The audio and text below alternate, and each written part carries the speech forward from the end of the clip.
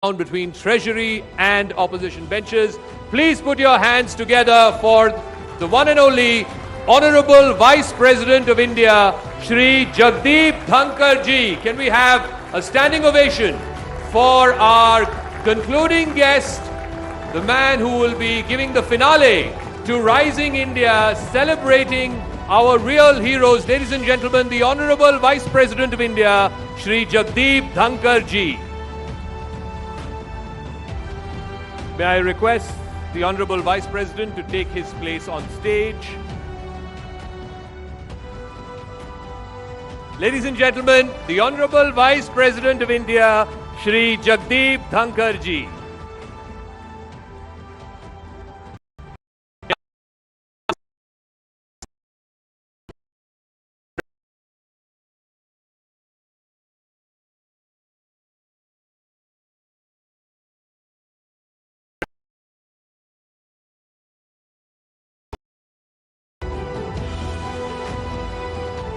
Can we have a round of applause, ladies and gentlemen, for our chief guest for the concluding session of Rising India, celebrating real heroes. May I now welcome Rahul for his introductory speech for the Vice President.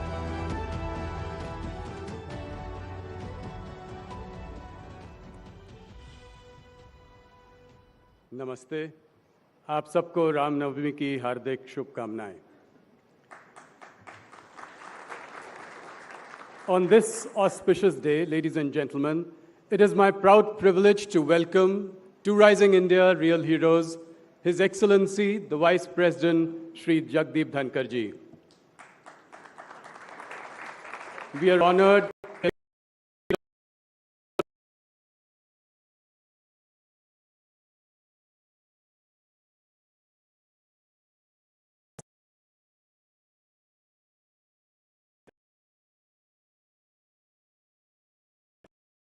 a young and ambitious nation is on the move, and the world is watching us closely. This quickening of our pulse is made possible not by a few, but by the many. In far-flung corners of our country, men and women with large hearts and clear consciences are putting society above themselves.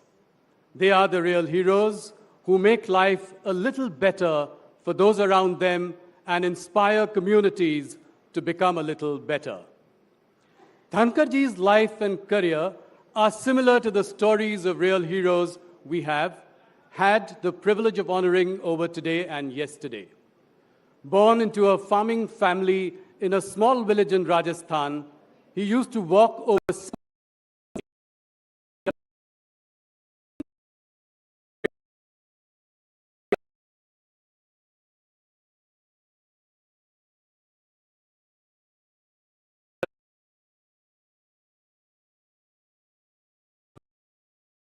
Rajasthan High Court Bar Association and practiced mainly in the Supreme Court from 1990. He also had a 3-year stint as a member of the International Court of Arbitration in Paris. As a parliamentarian, minister, the governor of West Bengal, his contributions to the country are many and varied. He has excellent knowledge of the Constitution, and his expertise with legislative affairs is a big strength. He has been uncompromising in his insistence on decorum inside Parliament. Dhankar ji has also been an ardent advocate for the separation of powers. Yet, he is known as someone who is accessible and humble, which makes it easy for people to warm up to him.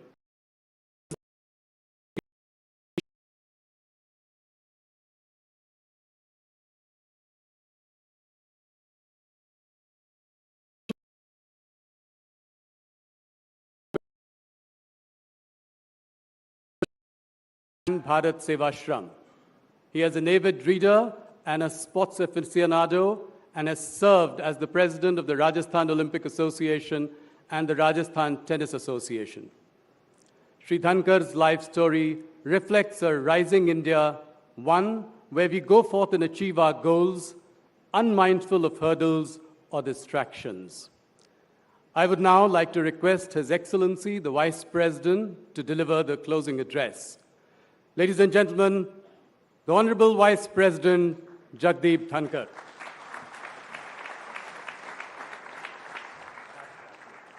Podium.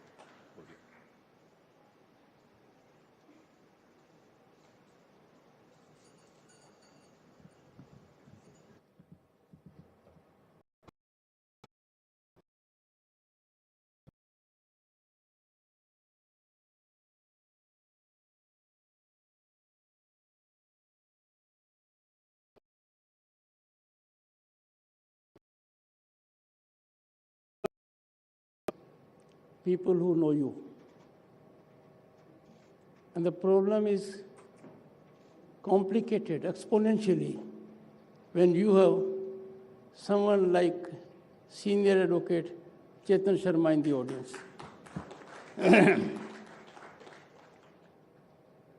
This doesn't end here. The august presence of Sri Harivansh Deputy Chairman of Rajya Sabha. But he carries another hat, and that's always worrisome for me. A journalist is always a journalist. In 1989, when I got elected to Parliament and became a Union Minister, my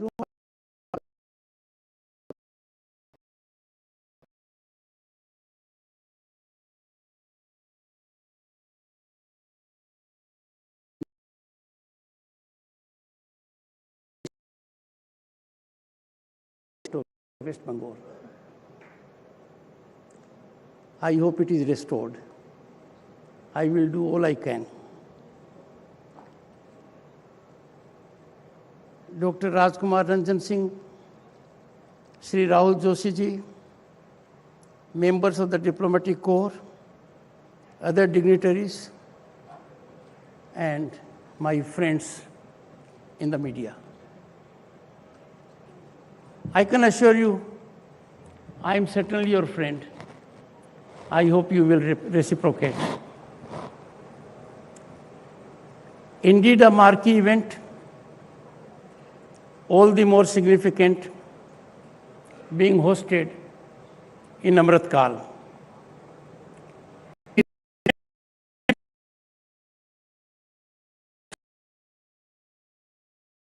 In our country is accorded on parameters that are baffling. Event management can put a person in a position.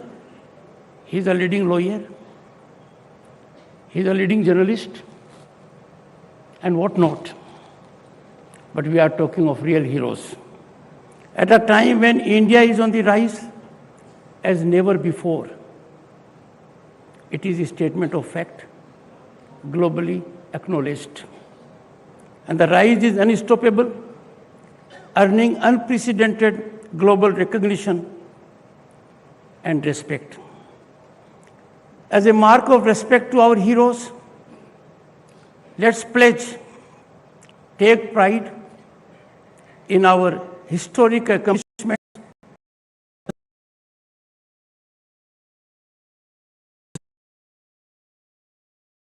above national interest. And this, when I say is not optional, I reflect the viewpoint of more than 1 billion people. The theme of the coffee table book, unveiled a while ago, to be unveiled, Voice of India, Modi and his transformative Mann Ki Baat, is very apt. And I compliment the Rahul for being very daring in choosing it. Mann Ki Baat, in a sense, has impactfully captured imagination of the people. And mind you, there can hardly be any difference of opinion.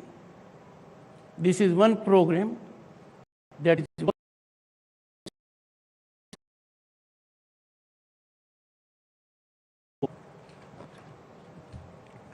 I appeal to media for wider dissemination of the coffee book content, as I have been given details thereof.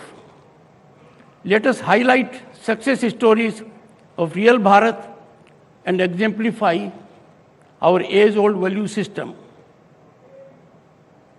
Friends, we are the most functional democracy in the world. There be no doubt about it. There is no democracy in the world that is constitutionally evolved at the level of panchayat, municipality,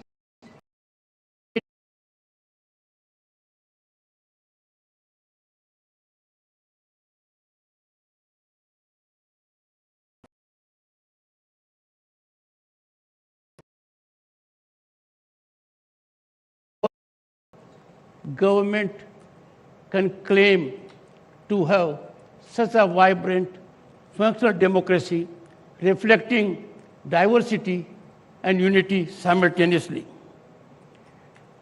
Our constitutional institutions are spinally strong and independent. We are proud of our judicial system. Where on the planet you'll get a Supreme Court which can act with lightning speed and grant relief when someone is accused of defamation? Where on earth? Where will you get a Supreme Court that will sit over time? We have finest judges, the Chief Justice.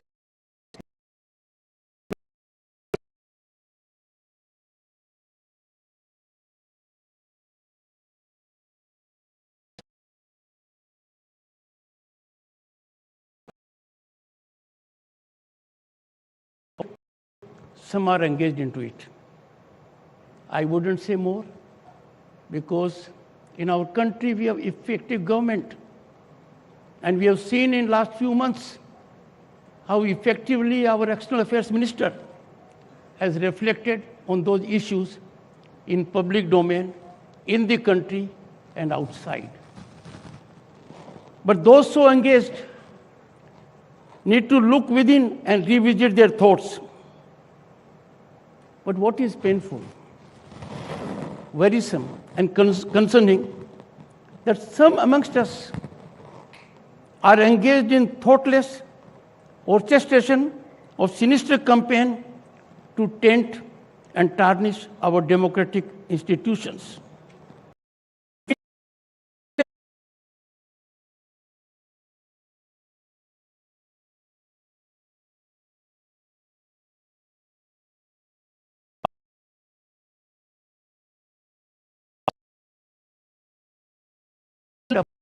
Parallel in the world where people holding positions of power would go to other country, other geographical locales to run down their own country. We all need to reflect on this. We need to be cognizant of virtual intense warfare against India's integrity by well-orchestrated global machinery functioning within and outside the country. One can see an entire ecosystem aimed at handicapping our growth, attacking India's legitimacy as nation-state, its constitutional institutions, including the parliament, is becoming a favorite pastime.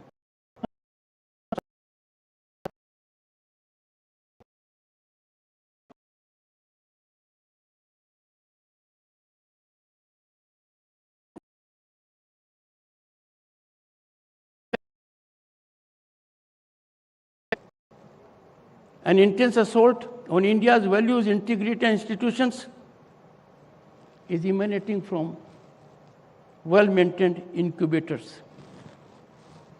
I wouldn't say much, but I'll call upon the media. Look at South Asia studies in an Ivy League university. This is being funded by our billionaires. Even the government in 2008 funded it. And the same is also being done by our northern neighbor. But look at their activities with respect to our nation and with respect to that nation. It's a cause of concern and worry.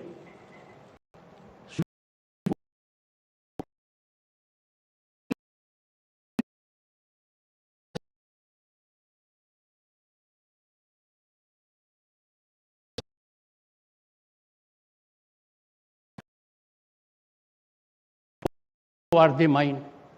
We'll reflect on this, engage in due diligence, and let the people of this country know all about this.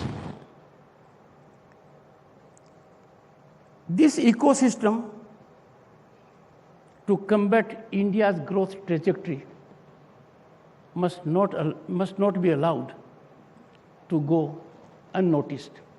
And that can happen only when we react